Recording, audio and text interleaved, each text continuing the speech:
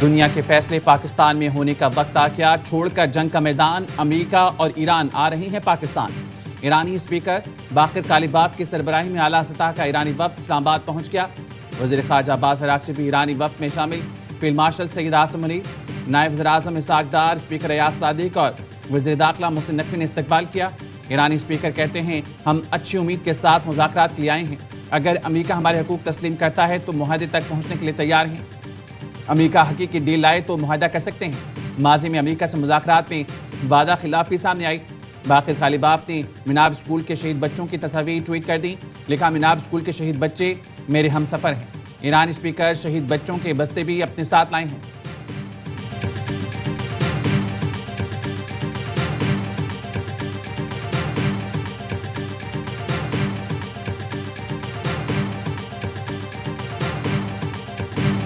امریکی نائب صدر جے ڈی وینس کچھ دیر میں اسلام آباد پہنچیں گے۔ امریکی وفد میں اسٹیو وٹکاف اور جیرڈ کشنر شامل ہوں گے۔ جے ڈی وینس ایران سے مثبت بات چیت کے لیے پرامید، کہا مثبت مذاکرات چاہتے ہیں، ایران مخلص ہے تو ہم بھی کھلے دل سے بات کریں گے۔ اگر ایران نے ہمارے ساتھ کھیلنے کی کوشش کی تو ہم بھی کمزوری نہیں دکھائیں گے۔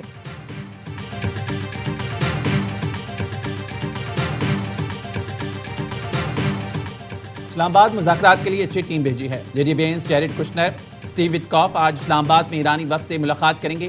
امریکی صدر ٹرمپ کی میڈیا سے گفتگو، کہا ایران کو ایٹمی ہتھیاروں کی اجازت نہیں دی جائے گی۔ آپ نے ہرمز بہت جلد مکمل کھل جائے گی، ہمیں کسی بیک پلان کی ضرورت نہیں۔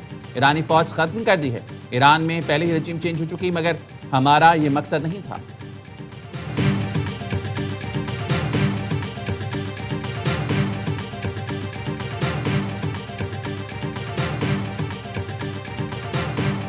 ڈیزل کی قیمت میں فی الفور 135 روپے فی لیٹر کی کمی کا اعلان کرتا ہوں۔ 385 روپے فی لیٹر آپ کو ڈیزل مہیا ہوگا۔ پیٹرول کی قیمت اس میں آج مزید 12 روپے کمی کا اعلان کر رہا ہوں۔ وزیر اعظم نے پیٹرولیمی مصنوعات کی قیمتوں میں کمی کر دی۔ ڈیزل 135 اور پیٹرول 12 روپے فی لیٹر سستا کرنے کا اعلان۔ مٹی کا تیل 17 روپے 33 پیسے فی لیٹر سستا۔ قوم سے خطاب میں وزیر اعظم نے کہا ڈیزل کی قیمت میں کمی سے زرعی شعبوں کو آسانی ہوگی، پبلک ٹرانسپورٹ کے اخراجات بھی کم ہوں گے۔ حکومت کی اولین ترجیح ہے عوام کو ریلیف کی فراہمی ہے۔ پاکستان کو اللہ تعالیٰ نے میزبانی کا یہ جو شرف عطا فرمایا ہے، یہ صرف پاکستان کے لیے نہیں بلکہ عالم اسلام کے لیے لمحہ فخریہ ہے۔ خاص طور پر فیلڈ مارشل سید عاصم منیر اور ان کی ٹیم کو دل کی گہرائیوں سے تحسین پیش کرتا ہوں، جنہوں نے انتھک محنت کے ذریعے جنگ کے شعلے بجھانے اور فریقین کو مذاکرات پر راضی کرنے کے لیے ایک کلیدی اور تاریخ ساز کردار ادا کیا۔ اسلام آباد میں مذاکرات پاکستان نہیں عالمی اسلام کے لیے فخر کا لمحہ ہے۔ خلیج میں اب جنگ نہیں، امن کی باتیں ہو رہی ہیں۔ وزیر اعظم شہباز شریف کہتے ہیں، میری تجویز پر امریکہ اور ایران نے آج جنگ بندی پر اتفاق کیا۔ میری دعوت پر دونوں ملکوں کی قیادت اسلام آباد آ رہی ہے۔ جنگ بندی کوششوں میں اہم کردار ادا کرنے پر نائب وزیر اعظم اور فیلڈ مارشل کو خراج تحسین پیش کیا۔ جنگ کے شعلے بجھانے میں فیلڈ مارشل کی خدمات تاریخ ہمیشہ سنہرے الفاظ میں یاد رکھے گی۔ وزیر اعظم کی سینئر وزیروں اور دیگر حکام سے مشاورت، شہباز شریف نے کہا، ہمیں امن کے لیے دنیا کی حمایت حاصل ہے، جیت امن اور انسانیت کی ہوگی۔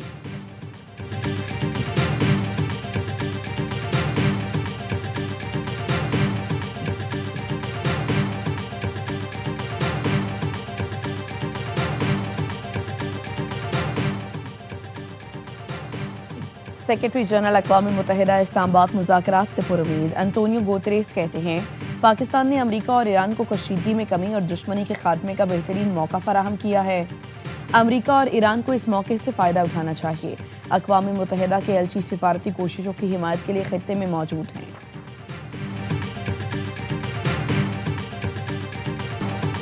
امن کے نئے دور کی شروعات، اسلام آباد میں مذاکرات، پاکستان دنیا کی توجہ کا مرکز بن گیا۔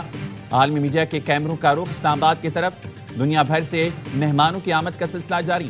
مذاکرات میں خلیجی ملک چین اور روس کی بطور مبصر شرکت کا امکان۔ پاکستان کا غیر ملکی مندوبین اور صحافیوں کے لیے ویزا آن ارائیول کا اعلان۔ نائب وزیر اعظم اسحاق ڈار نے ایکس پر لکھا، اسلام آباد مذاکرات کے لیے آنے والے وفود اور صحافیوں کا خیر مقدم کرتے ہیں۔ تمام فضائی کمپنی سے درخواست ہے وہ ایسے تمام افراد کو بغیر ویزا بورڈنگ کی اجازت دیں۔ ویزا داخلہ وزیر داخلہ محسن نقوی کی زیر صدارت سیکیورٹی انضمام سے متعلق اجلاس، تیاریوں اور سیکیورٹی پلان کا تفصیلی جائزہ، وفود کے مہمان نوازی اور سیکیورٹی کے ہر ممکن اقدامات یقینی بنانے کی ہدایت۔ وزارت داخلہ میں کنٹرول روم بھی قائم کر دیا گیا۔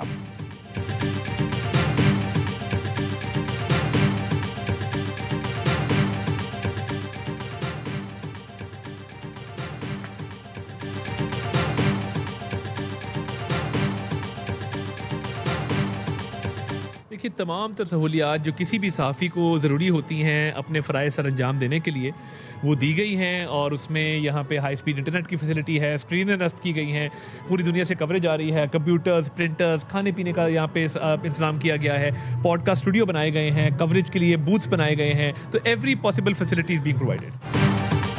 انٹرنیشنل میڈیا کو ویلکم کرنے کے لیے تمام انتظامات مکمل کر لیے گئے ہیں۔ وزیر اطلاعات عطا تارڑ کہتے ہیں میڈیا کے لیے کنونشن سینٹر میں تمام تر سہولیات مہیا کی جا رہی ہیں۔ میڈیا سینٹر مکمل طور پر آپریشنل ہو گیا۔ 100 سے زائد غیر ملکی صحافیوں نے پاکستان کے ویزے کے لیے درخواست دی۔ 69 صحافیوں کے ویزے جاری کیے جا چکے ہیں۔ بھارت سے کوئی صحافی کوریج کے لیے پاکستان نہیں آ رہا۔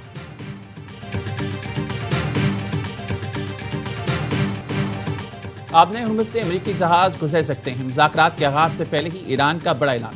ایران کے نائب وزیر خارجہ سعید خطیب زادے نے ایرانی میڈیا کو بتایا امریکی جہاز بھی آبنۂ ہرمز سے گزر سکتے ہیں، مگر اس وقت تک جب تک کہ کوئی دشمنی پر مبنی طرز عمل اختیار نہ کرے۔ آبنۂ ہرمز کھلی ہوئی ہے۔ تکنیکی وجوہات کے باعث جہازوں کے لیے ضروری ہے کہ وہ ایرانی افواج کے ساتھ رابطہ رکھیں۔ ہم آبنۂ ہرمز پہ محفوظ راستوں کے ذریعے ان کے محفوظ سفر کو یقینی بنائیں گے۔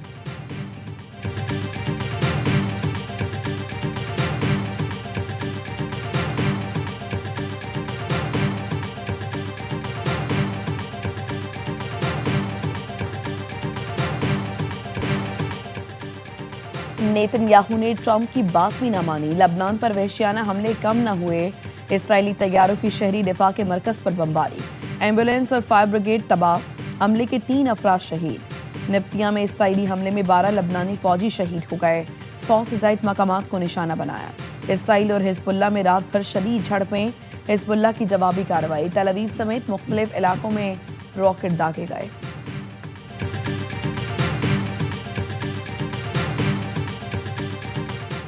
وزیراعظم شہباز شریف سے سعودی وزیر خزانہ کی ملاقات۔ نائب وزیر اعظم اسحاق ڈار، فیلڈ مارشل سعید عاصم منیر، وفاق کے وزراء بھی موجود تھے۔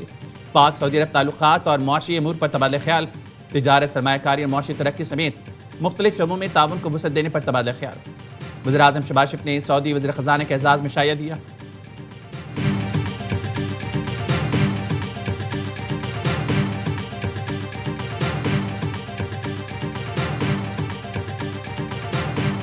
وزیر اعظم شہباز شریف اور برطانوی وزیر اعظم کے درمیان ٹیلی فونک رابطہ۔ کیئر سٹارمر نے جنگ بندی میں سہولت فراہم کرنے پر پاکستان کے کردار کو سراہا۔ مذاکرات کی بحالی کے لیے پاکستان کی سفارتی کوششوں کی تعریف۔ امن مذاکرات کی میزبانی پر وزیر اعظم شہباز شریف کو مبارکباد بھی دی۔ برطانوی وزیر اعظم کا امن مذاکرات کی کامیابی کے لیے نیک تمناؤں کا اظہار۔ 2 طرفہ تعلقات کو فروغ دینے کے لیے مل کر کام کیا جائے گا، دونوں رہنماؤں کا اتفاق۔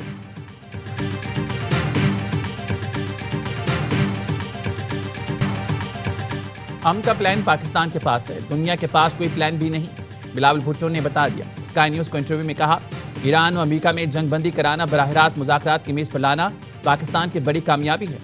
دنیا کی نظریں اسلام آباد آنے والے وفود پر لگی ہوئی ہیں۔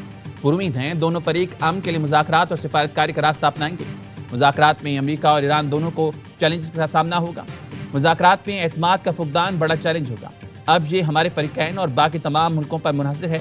مسئلے کو پرامن طریقے سے حل ہوتا دیکھنا چاہتے ہیں۔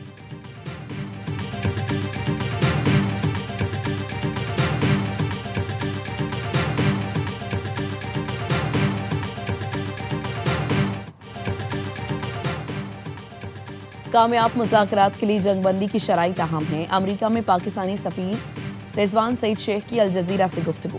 کہا جس ماحول میں بات چیت ہو رہی ہے وہ نازک ہے، جنگ بندی کی شرائط پر عمل درآمد ہونا چاہیے۔ ابتدائی معاہدے کی مختلف تشریحات پیش کی گئی ہیں جس نے لڑائی کو روک دیا تھا۔ لبنان سے متعلق خصوصی طور پر مختلف تشریحات پیش کی گئی ہیں۔ اسرائیل اور حزب اللہ کے درمیان اب بھی جنگ کی کیفیت برقرار ہے۔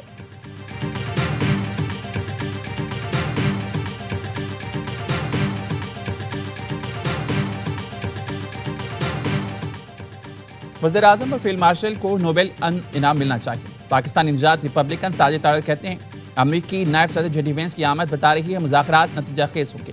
پاکستانی نژاد ڈیموکریٹ ڈاکٹر آصف ریاض قدیر کہتے ہیں آج خطے میں پاکستان کا قائدانہ کردار تسلیم کیا گیا. دنیا بھر میں اوورسیز پاکستانیوں کے سر فخر سے بلند ہیں. علامہ طاہر اشرفی کہتے ہیں پاکستانی قیادت کی محنت کی وجہ سے امن کا قیام ممکن ہوا.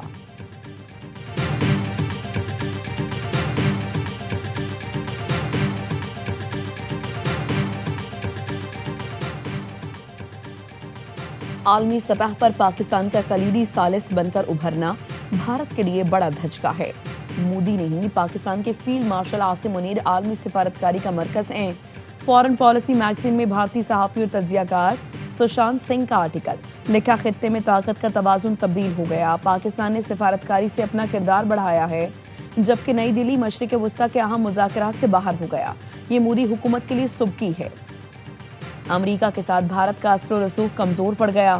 پاکستان کو تنہا کرنے کا منصوبہ ناکام ہو چکا. عالمی طاقتیں اب پاکستان کو نظر انداز نہیں کر سکتی. پاکستان مشرق وسطیٰ میں امن کا بڑا کھلاڑی بن کر سامنے آیا. مودی کی خارجہ پالیسی ہر محاذ پر ناکام ہوئی.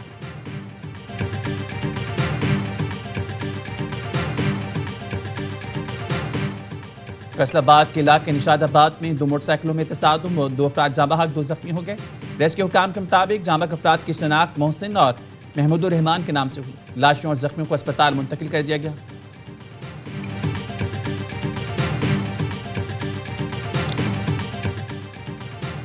پاک بحریہ نے بحیرہ عرب میں 18 افراد کو ریسکیو کر لیا. ISPR کا کہنا ہے پاک بحریہ نے موصول ہنگامی سگنل پر PNS حنین کو فوری امدادی کارروائی کے لیے روانہ کیا.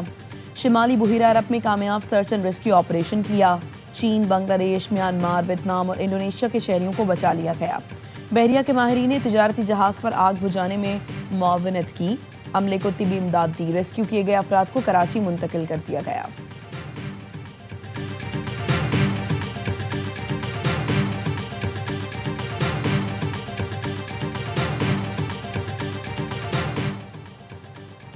محکمہ اسپیشلائزڈ ہیلتھ کیئر پنجاب کا بڑا ایکشن. سرکاری اسپتالوں میں بد انتظامی اور ہڑتالوں پر سخت کارروائی کا فیصلہ. لاہور، ملتان اور راولپنڈی کے 8 ڈاکٹرز کے لائسنس منسوخ کرنے کے لیے PMDC کو دوبارہ خط ارسال کر دیا گیا.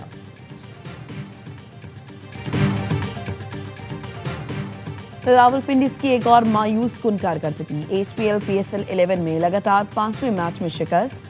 کوئٹہ گلیڈیٹرز نے 61 رن سے آؤٹ کلاس کر کے دوسری فتح اپنے نام کر لی. پنڈی کی ٹیم 183 رنز کے تعاقب میں 121 پر ڈھیر. کپتان سعود شکیل، جہانرات خان اور عثمان طارق کے 2 شکار. گلیڈیٹرز نے پہلے کھیل کر 6 وکٹ پر 182 رن سکور کیے. رائلی روسو کی 50، سعود شکیل کے 42 رنز، حسن نواز نے 39 اور جہانرات خان نے 21 رنز کی جارحانہ اننگز کھیلی. میگا ایونٹ کے تمام میچز دیکھیے سپورٹس پر براہ راست.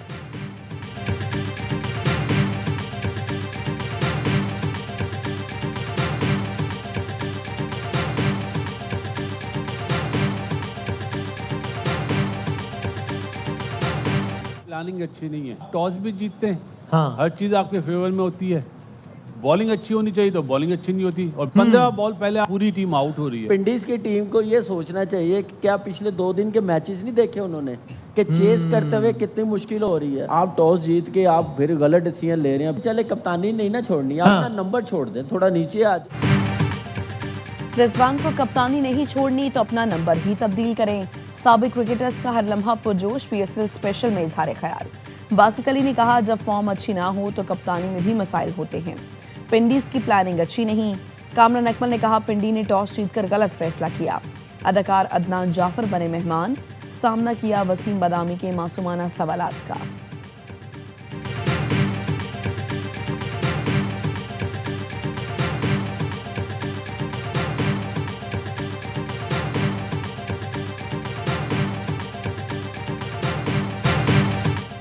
اور پاکستان کے پہلے پاپ سنگر احمد رشدی کو مداحوں سے بچھڑے 43 برس بیت گئے. احمد رشدی نے اردو، انگریزی، پنجابی، بنگالی، سندھی اور گجراتی زبانوں میں تقریباً 5000 گیت گائے. احمد رشدی کو وفات کے 20 سال بعد فلمی موسیقی کے شعبے میں ان کی شاندار خدمات کے اعتراف میں 2003 میں ستارہ امتیاز سے نوازا گیا.